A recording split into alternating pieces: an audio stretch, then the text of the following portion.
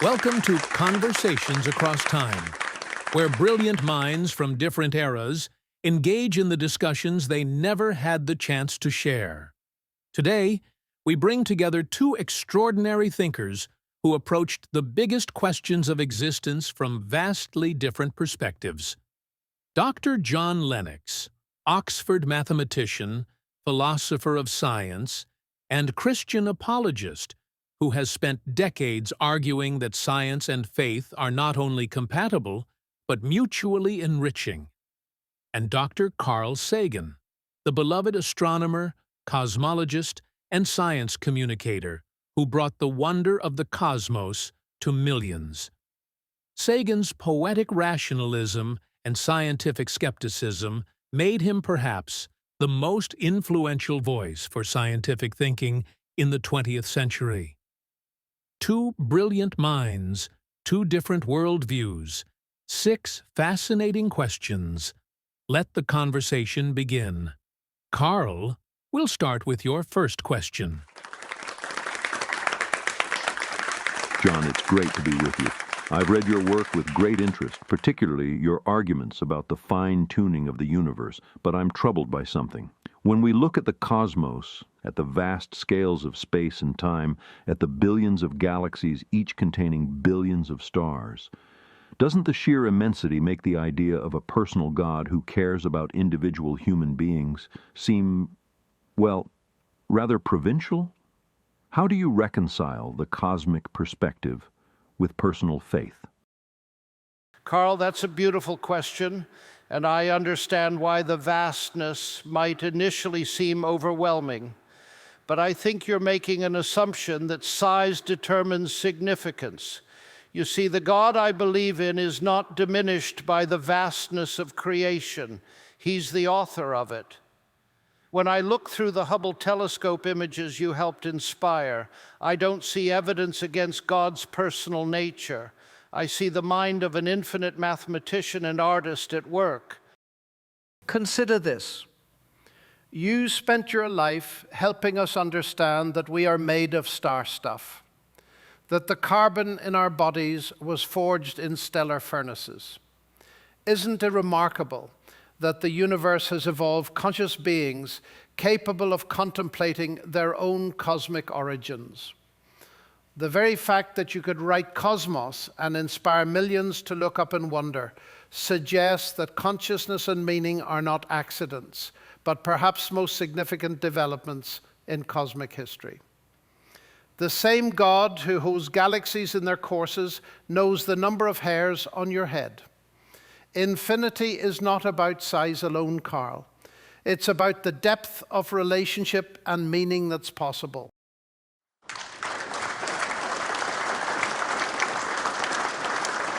Carl, you once wrote that extraordinary claims require extraordinary evidence.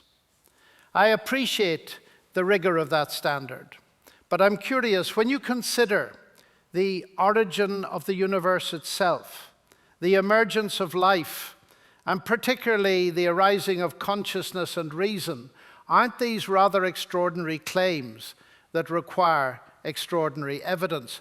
What convinced you that naturalistic explanations alone could account for such remarkable phenomena? John, that's precisely the kind of question I hoped you'd ask. You're right that these are extraordinary phenomena. But here's the key distinction I'd make. When we invoke natural processes, we're pointing to mechanisms we can observe, test, and verify. The formation of stars and planets, the chemistry of early Earth, the gradual evolution of complexity, these follow patterns we can trace and predict. When we say God did it, what we're really saying is we don't know, therefore God. That's not an explanation, it's an admission of ignorance dressed up as an answer. Every time in history we've attributed something to divine intervention. Lightning, disease, the apparent motion of planets. Science has eventually provided better explanations. I'm not closed to the possibility of something beyond nature, John. But show me evidence that requires supernatural explanation. Evidence that can't be better understood through natural processes. The universe is extraordinary enough without invoking the extraordinary. Sometimes the most profound answer is that the cosmos is capable of bringing forth complexity, beauty, and even consciousness through the patient work of natural selection and cosmic evolution.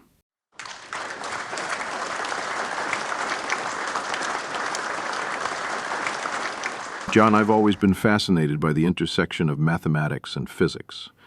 How mathematical equations seem to describe the fundamental workings of reality with uncanny precision. You're a mathematician who sees this as evidence for God, while I see it as evidence for the deep, underlying order of nature itself. But here's what puzzles me about your position. If mathematics is the language of God, why is the universe filled with so much apparent waste, inefficiency, and suffering? Why would an all-powerful, all-good God create through processes that involve billions of years of extinction, cosmic catastrophes, and what appears to be trial and error? Carl, you've touched on perhaps the deepest question any theist must face. I don't minimize the reality of suffering. It's precisely because I believe in an all-good God that suffering troubles me so profoundly. But let me offer a different perspective on what you call waste and inefficiency. When I see a supernova explosion that destroys entire solar systems but forges the heavy elements necessary for life, I don't see waste. I see a process of cosmic redemption, death giving birth to life. When I observe evolution's long journey, I don't see blind trial and error. I see an elegant algorithm that can produce the extraordinary diversity and complexity of life. But you've raised the deeper issue, moral evil, gratuitous suffering. Here's where I think we need more than science can provide.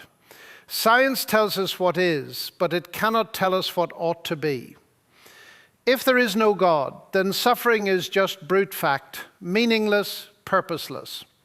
But if there is a God who's entered into human suffering, who's experienced injustice and death, then suffering, while still terrible, is not the final word. The mathematics of the universe may be beautiful, Carl, but human beings need more than equations. We need hope, purpose, and the assurance that justice ultimately prevails.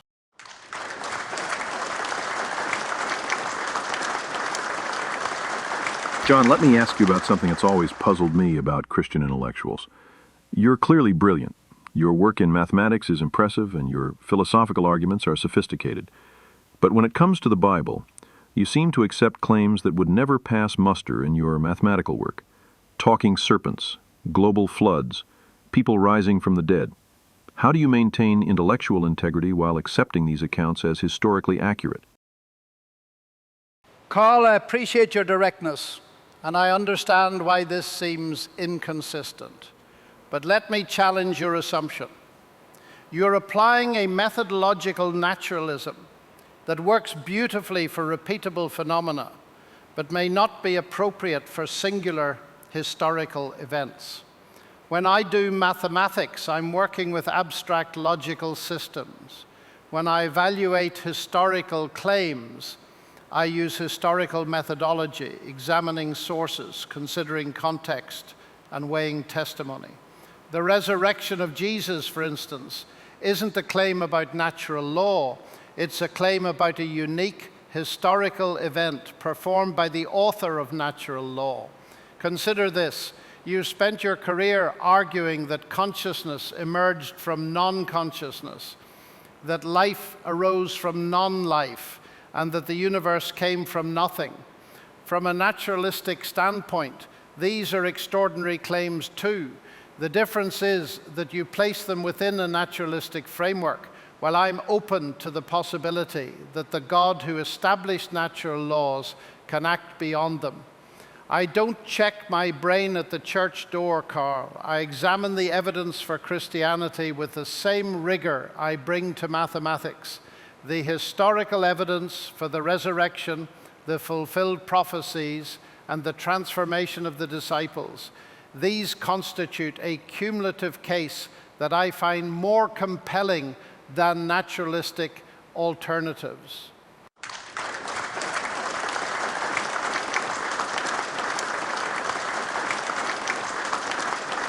Carl, here's my final question. And it's one I think goes to the heart of human existence. You've written beautifully about our cosmic significance, that we are a way for the universe to know itself. But in your naturalistic worldview, when individual consciousness ends at death, that's it.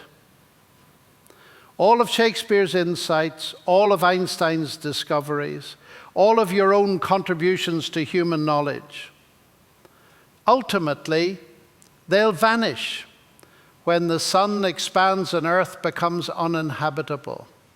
How do you find meaning and purpose in the face of that ultimate futility? John, that's perhaps the most profound question anyone can ask. You're right that in my view, individual consciousness likely ends at death, and yes, eventually the sun will render Earth uninhabitable. But I don't find this prospect futile at all. The meaning I find is in the journey itself, not the destination.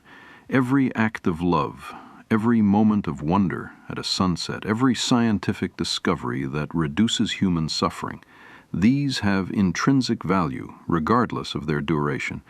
Would Beethoven's Ninth Symphony be less beautiful if you knew the concert hall would be demolished tomorrow? Moreover, we're part of something larger.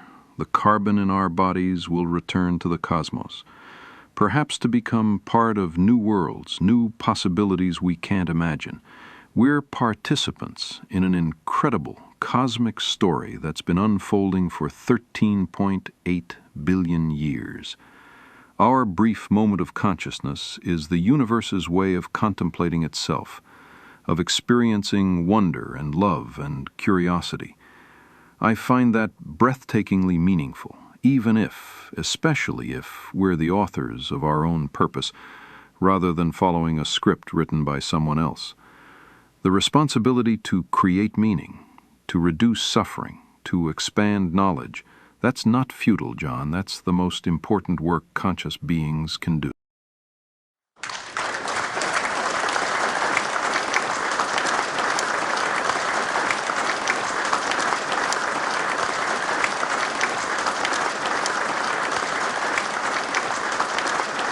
And there we have it. Two towering intellects wrestling with the deepest questions that have captivated humanity for millennia. Dr. Lennox and Dr. Sagan may not have reached agreement, but they've shown us something equally valuable: how brilliant minds can engage with profound respect, intellectual honesty, and genuine curiosity about perspectives different from their own. In their disagreement, we see the essential human struggle to understand our place in a vast and mysterious universe. Are we purely material beings in a cosmos without ultimate purpose, finding meaning through our own creativity and compassion? Or are we spiritual beings in a universe shot through with divine intention, our scientific discoveries revealing the mind of God?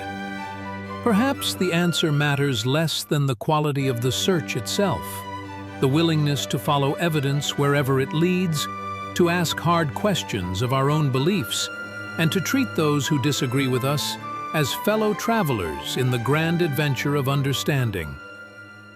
Thank you for joining us for Conversations Across Time. Until next time, keep questioning, keep wondering, and keep searching for truth wherever it may lead.